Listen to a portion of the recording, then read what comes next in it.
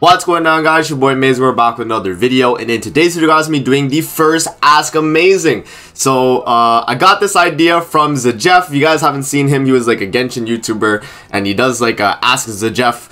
And basically, I'm going to be doing this, but for Grand Cross related topics. I made a community post a while back. It was only like a week ago now, where I asked you guys, I'm going to be doing an Ask Amazing. Give me, some general questions about demonic beasts that I can, definitely help you guys out with. And we got a bunch of questions here. I picked out a few of them. Obviously, I'm not going to be able to answer every single person's, but I picked out the ones that I feel like are definitely worth talking about for this video. And yeah, this hopefully will be a very informative video. Hopefully it's not too long, but it might be. So bear in mind. But yeah, man, before we actually hop into the video, make sure to subscribe to your boy Amazing. We are on the road to 35,000 subscribers. Guys, at the moment, we are at 32,200 subscribers on the channel. If you guys haven't hit the subscribe button already, definitely make sure to. And with that out of the way, let's hop in and discuss some of the questions here for the Ask Amazing. Alright, so the first question that we have on the table here is from Alex Andre. Says, why do I get wiped on the bird second stage phase 2 while having a taunt up? So I'm actually gonna pull up a video here and show you guys what happens when you have a red Tarmiel link on the bird. Alright guys, I got the clip pulled up here, the Tarmiel on the bird clip, and this is gonna basically explain to you guys why you do not want to run red Tarmiel link on the bird because of what happens to your taunt character. So I'm gonna let it rock from this point on. So this is the phase 2, right? So phase 2 of floor 2, right? And I show you guys in this video that I do have Tarmiel link, as you can see, on the DN, red Tarmiel link, right? So what happens here is that I'm gonna put the taunt and I just end my turn, and we see exactly what happens here with the bird and why red Tarmiel link is not worth running on the bird. Okay, so he's gonna first hit, right? So his first hit actually does damage, right? So boom, we do get the thing there, and then what you guys are gonna notice right now, pause. So right here, block skill effect.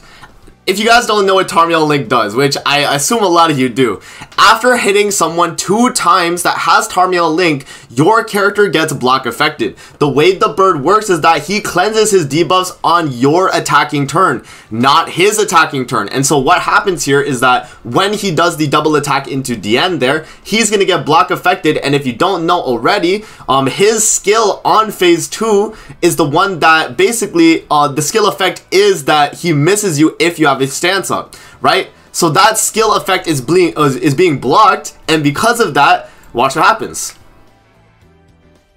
Right, and I paused there to show that I was block affected too, but look, we die anyway, right? And that's why you want to not run red Tarmiel link on the bird, and you want to stick to blue Tarmiel link. That is a big misconception that a lot of people have when actually doing the bird, that, oh, amazing, like, why do I get one shot on floor 2 phase 2 and I'm running red Tarmiel link? Like, that's your problem, bro. It's because you're block affecting the bird, and because you're block affecting the bird, he's not going to be able to miss you when you have a stance up. He's just going to one shot you regardless.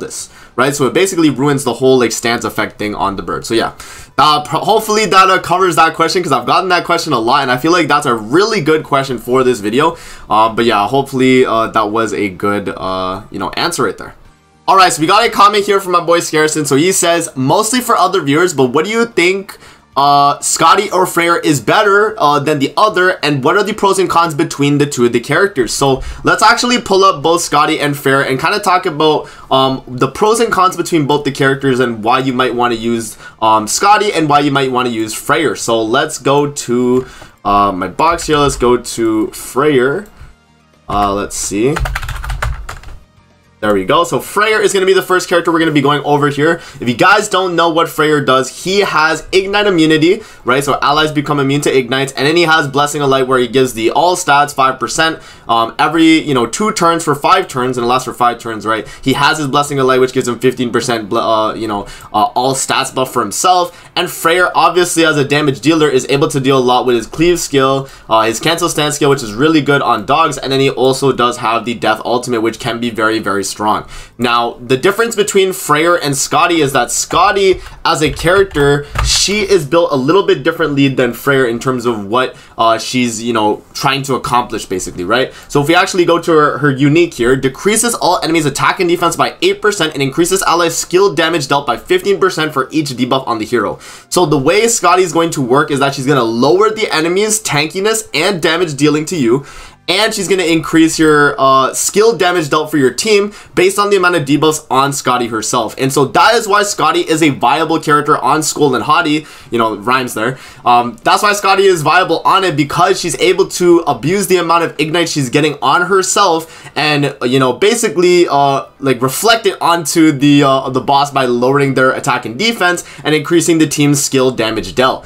Skadi is a very powerful unit because of that, and alongside her Holy Relic, if you do have it as well, which increases all stats by 6% up to 3 times if there are no debuffs on the hero when activating a skill, and this applies before skill activation, so when you use this skill, you can still actually get the Holy Relic proc because this applies a debuff after the skill has already, you know, been applied. So that's pretty cool right there. But yeah, in terms of the pros and cons between Skadi and Freyr, it really depends on the team comp you're running. If you're running like a Bond patience comp and you're trying to like patience all the hits on Skoll and Hati, then running Freyr is going to be a better option because he completely just blocks ignites in general, right? Blocking the ignites in general is going to be a lot stronger than, you know, having the ignites on Skadi, because with the team with the Bond King team and the patience team in general, you're not dealing a ton of damage from Bond himself. It's only really coming from King, and Thonar is not doing damage either. She's just sitting there, right?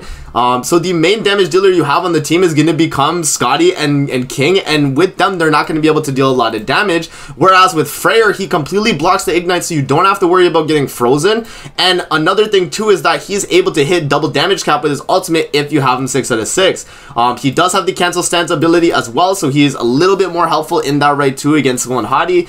So I would give the edge most of the time to Freyr, but there are scenarios where you would want to run Skadi over Freyr. You know, one example of a scenario where you'd want to run it is if you're running Skadi with like Brunhild and Ultimate Escanor, right? Because in a situation like that, when you're running Skadi like that, her damage, skill damage dealt increase is going to be more beneficial than Freyr's attack or like all stats increase, right?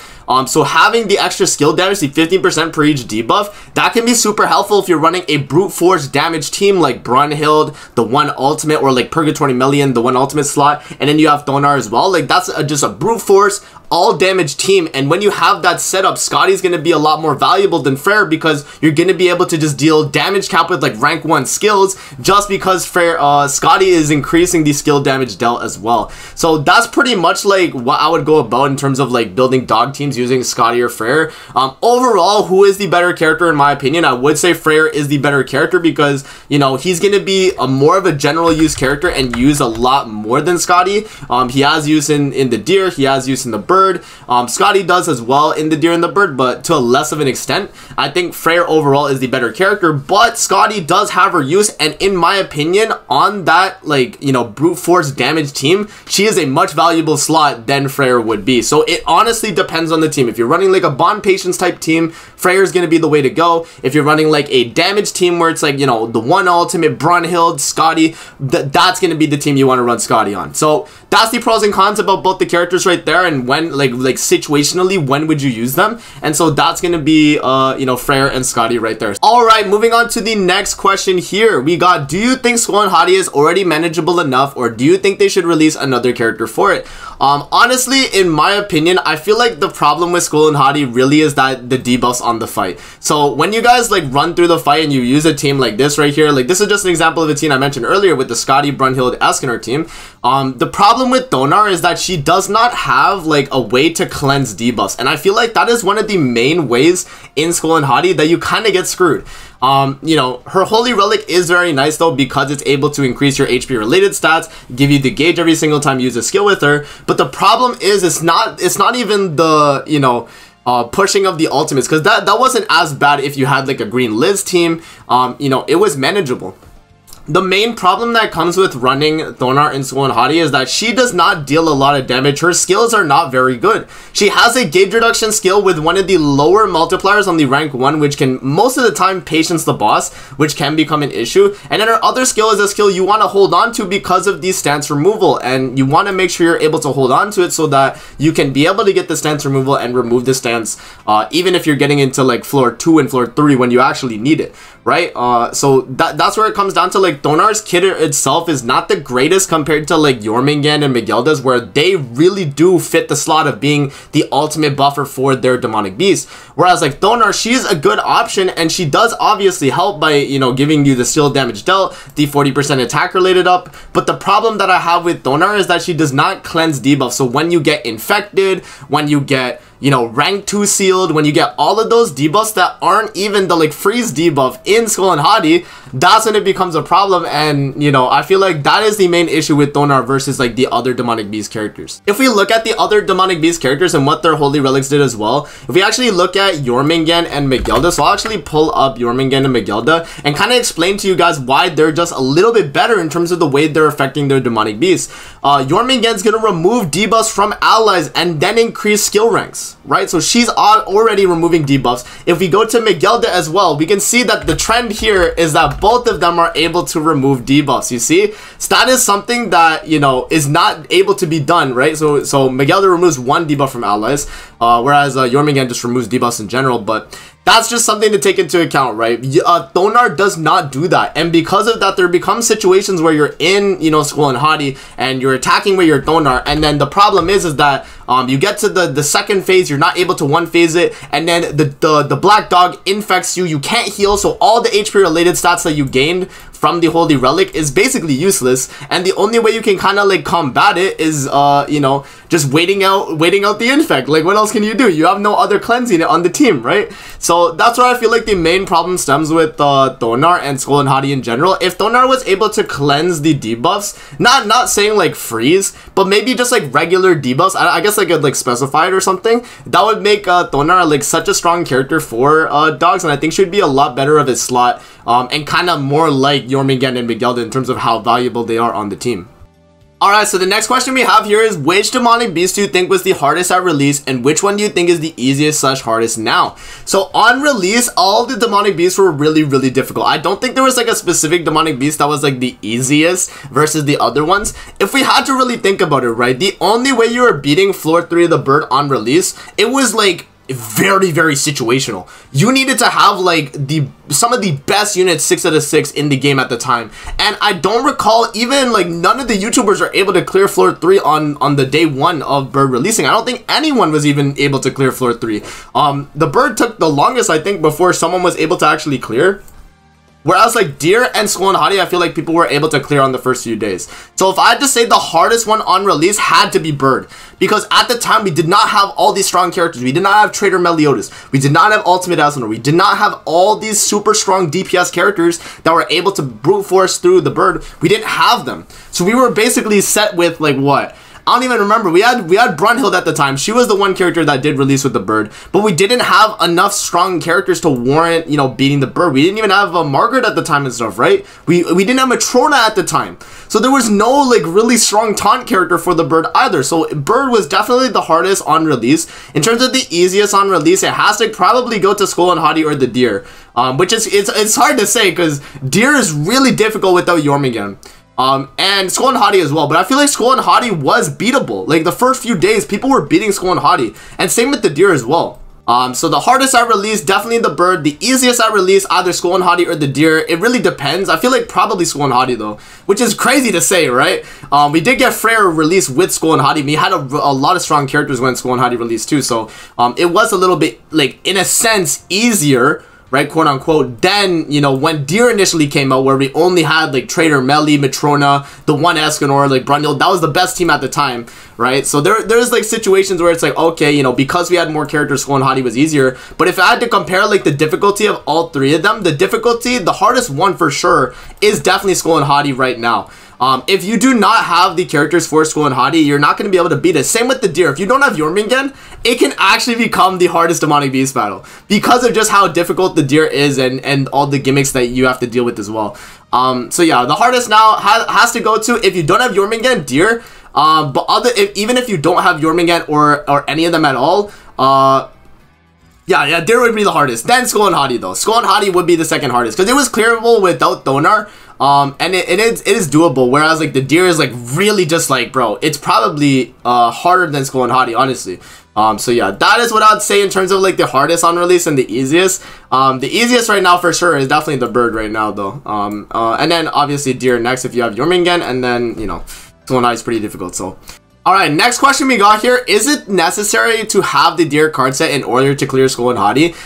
In terms of having the deer card set, I would say it's not necessary, but it's definitely beneficial. And it does save a lot of your runs because it lowers the amount of RNG you have to deal with. In Demonic Beast Battle, increase allies' basic stats by 10% when using when the ultimate move gauge is 5 or more and removes and becomes immune to freeze. Right, so that's like really strong. Becoming immune to freeze at max ultimate move gauge makes it so that the RNG you have to deal with the Skoll and Hati, like randomly freezing your characters, you don't have to deal with that RNG anymore the moment you get this card set. So is it necessary to have this card set? No. But is it a super beneficial card set for Skoll and Hati, and will it help you clear the fight? Yes. It is a really good card set, and this will definitely help you on even floor 1 and floor 2. Floor 1 less of an extent, mainly floor 2 it's gonna be a big you know, help for sure. You know, and another thing alongside the card set as well is the 10% basic stats. People forget about that, but 10% basic stats is solid.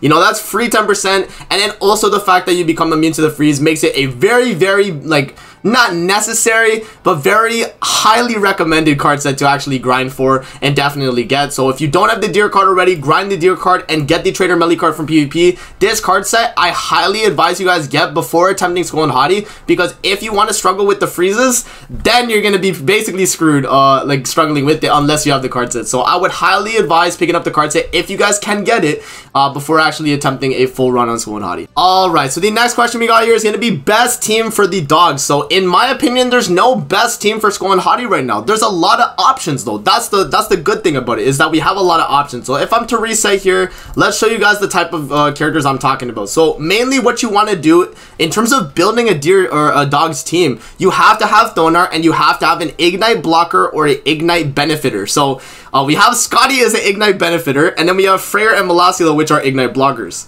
So pick one of those three. As an example, we could just do like Freyr. Okay, so let's just pick Freyr. Okay, so we have Freyr, we have Thonar. Let's remove Ultimate Esnor, let's remove Brundled. Okay, so now what we want to do is we either want to bring a healer DPS or a dedicated healer. So we can do Elizabeth, we could do the green healing Liz if we really want to. She helps the ult gauge, she has you know, buff removal as well. She's fairly solid. We could do, you know, a character like Bon, you know, Brawler Bon. He's going to be a patience character because he's going to be able to lower the attack related of the boss. So you could run him in this slot as well. And then you could also run like another character like Brunhild. Like I just had her on the team as well. Like Brunhild's another character too, because on her ultimate she's able to do healing while able to dealing a ton of damage with her, you know, double attack cards as well. So there's like your option on that slot. In terms of this slot right here, this is going to be your dedicated DPS. So you got Purgatory Meliodas, you have Ultimate Escanor, you have Trader Meliodas, you have, you know, whatever other DPSs you have for like dogs, it's really going to be this slot. Mainly those three characters though. Those are the ones I would recommend. Ultimate Escanor being the best one in that slot in my opinion. And then, you know, in this slot you could do like, you know, as an example, since we're running Freyr, I like to run the green Liz. Because we have the protection to ignites, we can kind of stall a little bit. So this is a solid team right here. But there's no like best team in my opinion, bro. There's just options. That's the good thing, is that there's a lot of options right now. So if you want to run Skadi, you can run Skadi, boom. You can run, you know, Brunhild here, and that's going to be a really good comp. We kind of talked about this earlier. You can run, instead of Brunhild, or instead of Escanor, you can run Purgatory Melee in this exact same slot, and you can beat this as well. You can run Trader Melee in this slot. You can take out Brunhild. You can put like Liz. You can do Bond. You could put King, right? There's so many options. There's like so many options that's going Hati now. I feel like a lot of the characters, like options you have are very versatile, and you know, over time time, this is getting easier to clear, guys. As long as we get more characters that are really strong for this content, it's going to be a lot easier to clear. In my opinion, though, what's the best team that I recommend to run? If you have all holy relics for the characters, I would recommend running the Skadi, Brunhild, the one ultimate team. That, in my opinion, is the best team for speed clearing, because when you have Thonar's holy relic, you're getting the ultimate move gauge push on all the characters, and Escanor himself is able to hit past damage cap on his single target cards. So this is basically just a brute force damage team, and I really like this team if you have all the character holy relics with the deer cards, or with the the deer card set, and also having Thonar holy relic. Alright, moving on to the next question here. Is it better to choose weekly rewards from the dogs, but I can only do the first floor, or from the bird, but I can do all floors? I need materials from both. So it really depends on if you're going to be farming the bird, whereas where you with Skoll and Hati, you can't really farm it, but you can only get your weekly clear. So what I would do personally, if you can clear floor 1 of the dogs, I would actually clear floor 1 and make that your clear reward, because you're able to get 1 Twilight Source from there, 1 Twilight Source from here, and you're also able to get one from the exchange shop. Whereas with the bird, it's infinitely farmable with the bird. You're able to always get a guaranteed drop. As you can see, the guaranteed stage reward is a win source no matter what. So if you're farming for bird relics,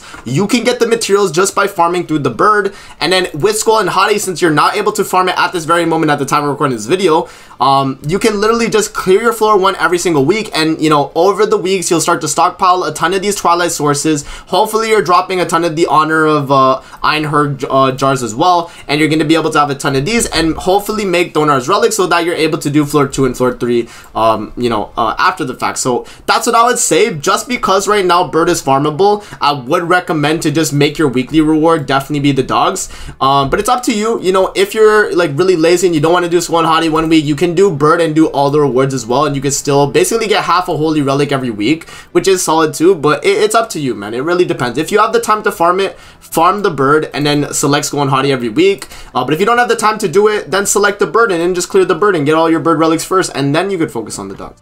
Alright, next question we got here is deer doable without Jormungandr? Yes, the deer is doable without Jormungandr, but is it worth even trying to clear the deer without Jormungandr? Not really, no. So if you guys don't know, the team comp that people used to run back in the day before we had Jormungandr was the Brunhild team with Matrona, because we needed a healer at the time, so we had to run Red Matrona. And then the next character we actually had was the one Escanor, the original the one Escanor. And then we also had, for our final slot character, we had Trader Meliodas. And so this was the best team back in the day to actually clear deer, and it was the most difficult team. You know, at the time, you know, it was the best team to do it, but it was very, very RNG heavy. You needed a lot of dupes in your character, you know, ultimates. Like the one Escanor had to be 6 out of 6 at the time for this to be an easy clear. Your Brunhild had to have Holy Relic. You had to have your Trader Meli fairly duped up as well. It wasn't a sustainable team for the deer, and that's the main problem with it, is that, you know, because Matrona was the only red character on the team, you only had Matrona single targets that you had to hope you top deck, because sometimes the deer would delete your cards, right? So there was a lot of times where, oh my gosh, you know, your cards would be deleted, you wouldn't be able to color cycle, and then you'd become screwed. And people brought Trader Meli because he was able to still do enough damage on the final phase of floor 3 to get the kill within the 20% HP. But, you know, without Jormungandr, you're losing 60% all stats on this entire team. You don't have enough damage, and you really lose a lot of value. And in my opinion, is the deer doable without Jormungandr? Yes. Is it worth doing though? No, it is not worth doing until you pick up Jormungandr. Without Jormungandr, the deer is just not worth trying, man. Honestly, it's not worth doing. The amount of investment you need in these characters to even get one full clear is super rough, and I don't recommend it. Alright, moving on to the next question here, we have, what would you say for 2023 is the best bird team? So there's no like best bird team either, in my opinion. I mean, there is, right? Like there is, like a lot of people like to run like Fest Gother in this slot, and they say like this is like the best comp, right? You could do something like this. But I like to play it safe and run the Diane as my taunt character. As long as I have Miguelda, I'm not really scared about, you know, dealing with the problems, right? Let me switch to regular blue Tarmiel Link because, you know, that's the way to go. But yeah, like this is probably, in my opinion, the safest team. You could also do like green Arthur here. So we could do like Arthur in this slot. I think this would probably be the safest comp. because with this comp right here, you have a lot of the damage reduction from Arthur. You get damage reduction from Trader Melly's passive. Miguelda is giving you the heals and giving you the all stats increase, and then Diane is also going to be your dedicated taunter. So this is a very, very strong team. This is the, in my opinion, the safest team on the bird. You can also slot in Matrona instead of Diane as well. And then in terms of Arthur, instead of him, you could like slot in Brunhild if you want some extra damage. But Trader Melly should be like good enough for your dedicated damage if you have Arthur on the team. But you know, it's up to you. And there's a lot of really good teams, but the best team for the bird would have to be probably this, in my opinion, because at Ultimate Thonar, being able to hit past the damage cap, you can kind of speed through the floors. Diane is able to hit damage on phase 4, floor 1 if you need it. Trader Melly can obviously do that as well. If you want to run Fast Gother though for like super speed clears, then like this is probably like the speed run team. But you know, it's up to you. It's up to you, right? The reason why you're able to use Fast Gother with the 1 ultimate is because the 1 ultimate hits past damage cap, so you don't necessarily have to worry about you know, not having a taunt character on phase 2 of floor 2, so you can kind of just like speed run through it. And yeah, this team's solid. It's just the only thing you really have to worry about is not having the taunt. You're susceptible to losing your buffs on melee or getting like one of your characters hit. But this is probably the speedrun team, with the best team in my opinion overall being the Diane as the taunt character, and then Miguelda, Trader Melly, and the 1 ultimate.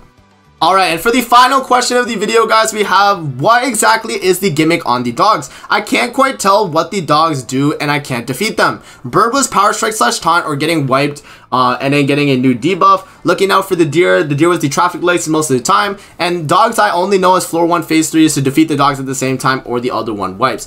In terms of the gimmicks here for the dogs, there isn't necessarily a gimmick. It's mainly just difficulty, right? The main gimmick, honestly, from floor 2 and floor 3 becomes freezing. But the way you can kind of counteract that, obviously, is what I said earlier in the video, is getting the card set, right? The deer card set, because you're able to get immunity to the freeze. But that would be the gimmick, is that you're randomly frozen on floor 3 phase 2, and on floor 2 you can get frozen when the deer actually, or when the dogs actually single target into you.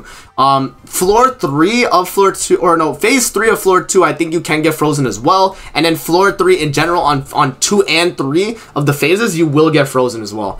So having the card set is going to be a really big benefit. Another thing to take into account as well is that on floor 2, on the final phase, let me see here. On the final phase here, they're going to become, they're going to get a revive buff, right? You have to kill the dogs within, I think it's 5 or 6 hits. I don't know the exact amount. I think it's 5 or 6. But if you hit them too many times, basically what's going to happen is that they're going to get a revive buff.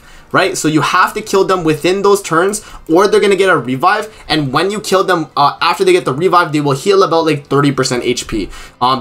Luckily that revive is only on floor 2, and you don't have to worry about that on floor 3. But that is definitely something to take into account. Alright guys, so hopefully this video was helpful. That is the Ask Amazing Demonic Beast battle. If you guys wanna, you know, see another Ask Amazing, let me know some topics in the comment section below. They have to be general topics. They can't just be like, you know, what's the best Trader Meliodas gear? If you were doing something like that, just do gear or something, or you know, like PvP, or you know, like stuff like that. Basically, that's like the kind of topics I'm looking for. So let me know in the comment section below what kind of topics you guys want for future Ask Amazings, and hopefully this video was helpful and you guys learned something in terms of demonic beasts and clearing all the 3 demonic beasts. I hope this video was helpful. That's gonna be it, and I'm gonna see you guys in the next video. Peace out and have a good rest of your day.